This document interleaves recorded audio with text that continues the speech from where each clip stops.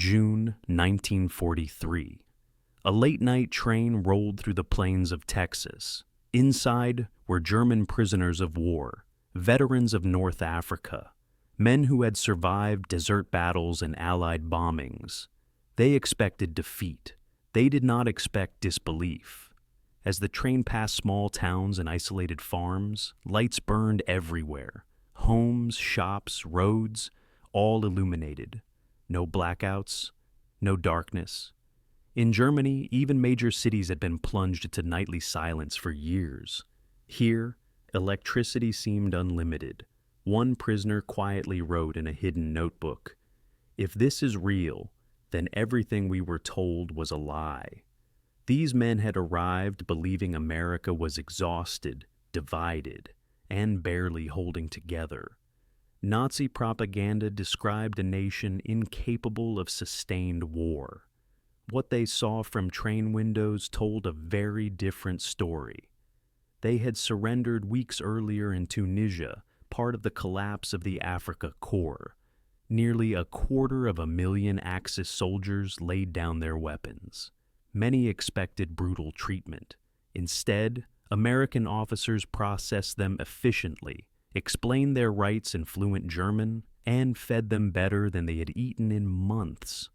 For many, the shock began with food, real bread, fresh meat, coffee, milk, not as a show, but as standard rations. The ships that carried them across the Atlantic deepened the realization. Liberty ships, produced in numbers the Germans could not comprehend, crossed the ocean continuously. American sailors casually discarded leftovers that would have fed entire German units. To them, supply shortages simply did not exist. When the prisoners reached the American coastline, any remaining illusions collapsed. Ports stretched for miles. Cranes moved non-stop. Ships loaded and unloaded simultaneously. One harbor handled more cargo in a single day than Germany's largest ports managed in a week. Then came the trains. Not freight cars, not box wagons. Passenger coaches with padded seats, dining cars, even air conditioning. Guards apologized when it malfunctioned. As the trains crossed the country, the prisoners watched factories operating through the night, towns glowing with electricity, and workers driving their own cars to work. In Germany, car ownership was rare, even among officers. Here, it was ordinary. They passed massive industrial complexes, aluminum plants, rubber factories, steel mills, facilities larger than entire German cities. Near Detroit, one factory alone produced a heavy bomber every hour. Assembly lines moved with mechanical precision. The aircraft were not crude or rushed. They were engineered, standardized, and endlessly replicated. For German engineers and technicians among the prisoners, the implication was devastating. This was not temporary mobilization. This was a system designed for limitless output. Arrival at the camps only reinforced the lesson. Barracks had heating, lighting, hot water. Camp hospitals possessed equipment unavailable to most German civilian hospitals. Penicillin, a drug barely known in Germany, was used freely, even on enemy soldiers. Food was abundant. So abundant that surplus was thrown away according to regulations.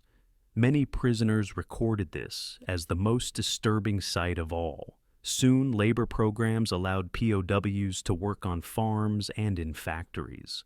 They traveled unguarded through the American countryside, seeing endless fields, mechanized agriculture, and harvests beyond imagination. One machine did the work of dozens of men. One farm produced more food than entire German districts. Factory assignments revealed even more. Automated production lines operated by women, elderly workers, and minorities.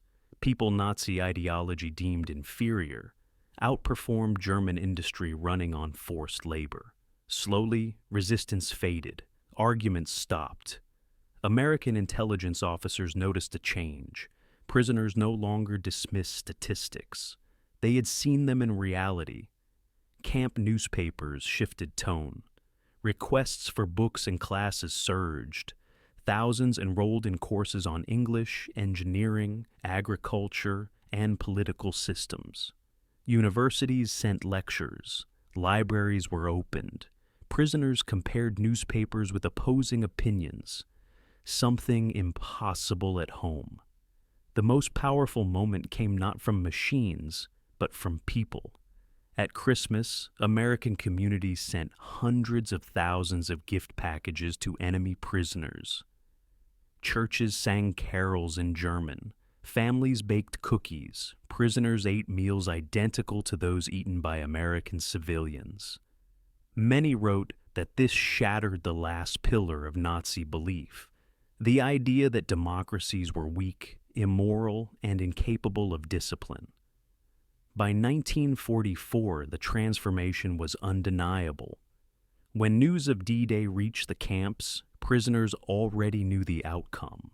They had seen the factories, the farms, the ports. The invasion merely confirmed what they had understood for months. The war had been lost long before.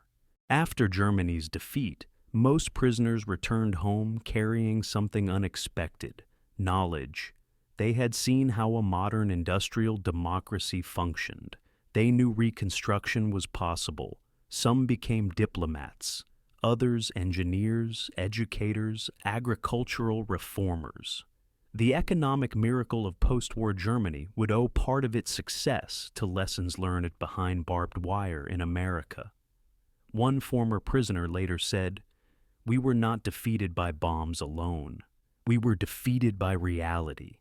America's greatest victory was not only on the battlefield, it was in showing enemies what a free society could build.